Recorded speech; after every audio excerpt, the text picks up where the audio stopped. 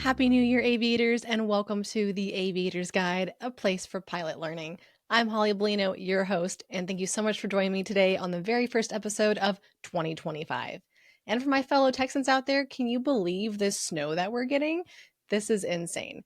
But I hope you're going to find a way to enjoy it because I know I'm going to, even though cold weather isn't really my thing. Last year, in 2024, in a span of about 5 months since the Aviator's Guide inception, I had the privilege to go over lots of good topics with you guys, from how to get your certificates and ratings and building your flight hours, to having some really cool guests on the show, like Aviation Medical Examiner Dr. Mark Hammonds and Designated Pilot Examiner Mr. Adam Levine. Not to mention publishing the exciting premiere private pilot ground lesson, and there's more of those to come, aviators. Today, I will be continuing my first mini-series that I started, Ways to Build Flight Hours. There's not much left of this mini-series, so enjoy it while it lasts. I have already covered quite a few options for you guys in this realm, including flight instructing, aerial surveying, pipeline flying, volunteering, dropping skydivers, contract flying, renting, buying, or even building your own plane for those of you who trust yourselves enough. Be sure to check out the previous episodes for the details on those if you missed them. The first ways I'm going to talk about today are better for you pilots out there who have a bit more experience under your belts than a private pilot certificate. And those ways are banner towing and ferry flying. One very big reason why you should have at least your commercial certificate before you do these jobs is so you can get paid. I fully believe that all pilots should get paid and paid well for what we do, and you can't legally get paid if all you have is a private pilot certificate.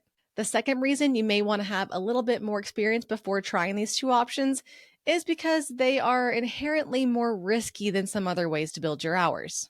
Yes, we all know that being a pilot is risky. It's our life, it's our job, it's what we do. But another part of our life is making sure that we do our absolute best to mitigate risk as much as possible, right? Well, let's start with banner towing. Banner towing is actually super cool and not something a lot of pilots get to do. And while I am so sure that all of my pilot subscribers and followers are amazing and capable and can do whatever it is that you want to do, you can't really just start doing this with a private pilot with 40 some odd hours, and there is additional training required.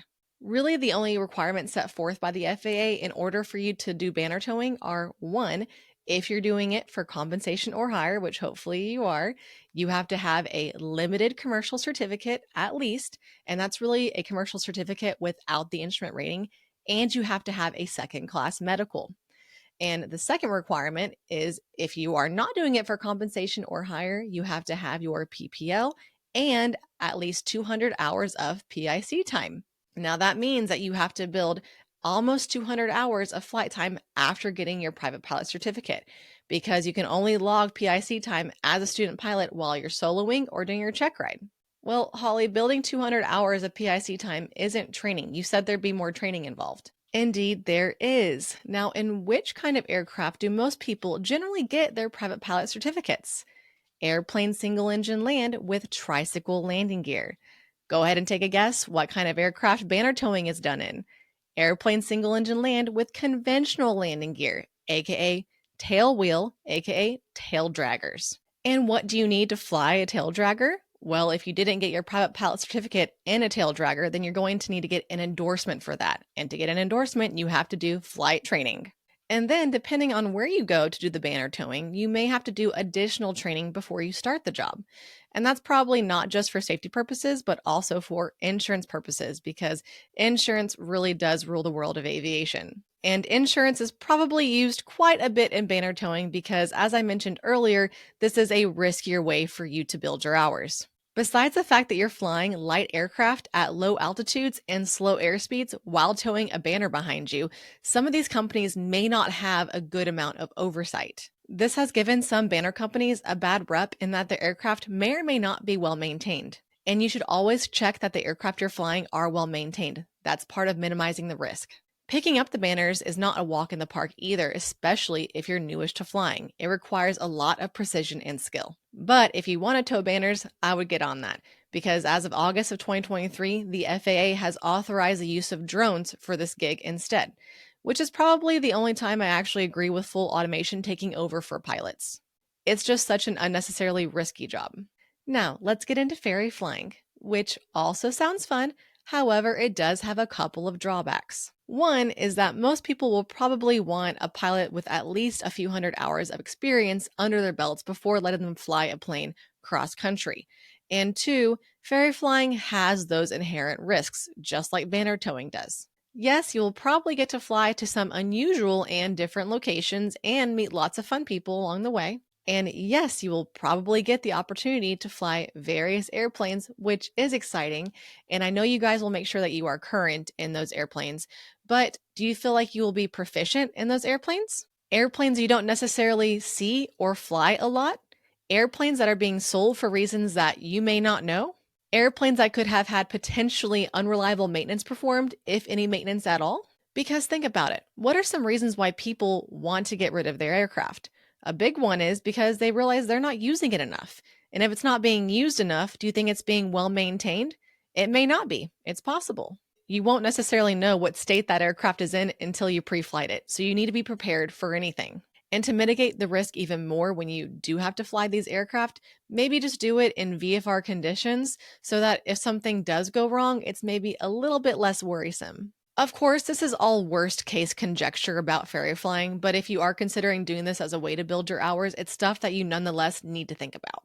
Another way to build your hours that you may enjoy is being a tour pilot. While this may seem like an interesting way to build your hours, and I'm sure it is, this isn't an opportunity for a lot of pilots out there that are fixed wing because most tour companies use helicopters for their tours. However, there are fixed wing tours available out there somewhere, so if you do want to do this, take a look. Another reason why not a lot of pilots will have this opportunity is because you have to live somewhere people are going to want to tour, like Hawaii or the Grand Canyon. So if you live somewhere that has gorgeous views, this may be an option for you. The last way I'm going to talk about today for you guys to build your flight hours is looking into charter companies. This is probably one of the more sought after ways to build your flight hours, but unless you're a unicorn, you will need a good amount of hours before you can get into a gig like this. I'm talking about around 800 hours, potentially less, but probably more. It really just depends on what you find and who you meet. A big perk of this kind of job is that usually, not always, but usually you will get a type rating depending on the company. And if you want to go to the airlines, this is a fantastic way for you to start building and developing your crew resource management skills and your multi-engine time and your cross-country time, because most aircraft used in these charter companies are multi-engine aircraft. Now, there are a bunch of charters out there, so don't think I'm just talking about any of them. NetJets, Nicholas Air, FlexJet, JetLinks, those are all the big dogs. And in this current job market, you don't have a chance in hell in getting into any of them unless you are already ATP ready, meaning you have already done all the requirements listed in 61.159, and some of them already want you to have your ATP written complete. And just so y'all know, you can't actually just go to Shepherd Air and buy the study materials to take the ATP written on your own time. You have to actually take that ATP CTP course to be endorsed to take that written exam. And that's going to set you back at least a few $1,000s. Some of those big dog charter companies want even more than the minimum that I just said. I don't know about y'all, but I finished my flight training with about 26 hours of multi-engine time, which is plenty if you want to go to the airlines, because in your airline training, you will get up to that required 50 hours of multi-engine time. But some of these charter companies want you to have 250 hours of multi-engine time. So if some of you are considering getting your MEI or multi-engine instructor certificate, this may help you make that decision. So if you can't break into those big charter companies, where are you supposed to go? Well, JSX was just recently hiring at 800 hours of total time. International Jet was hiring at 1,000 hours of total time. And I had a friend who actually got a job at a charter company called RVR, and she just had slightly over 600 hours. So yes, you can actually find a charter company that will hire you with lower time. There's not a lot out there, but they're there. And the job market will continue to fluctuate. So even though right now some of the requirements may be kind of high, they may not necessarily always be that way. If you want to keep an eye out for these charter jobs or even just some pilot jobs in general, check out pilotcareercenter.com. Well, there you go. 4 more ways that you can build your flight hours in addition to the 9 ways I covered last year. So pick one, put 100% into it, and start building. And if you haven't already, be sure to like, subscribe, rate, review, and follow my show and share it with your friends. Keep studying, keep flying, and keep at it, because you can do this. And I'll see you later, aviators.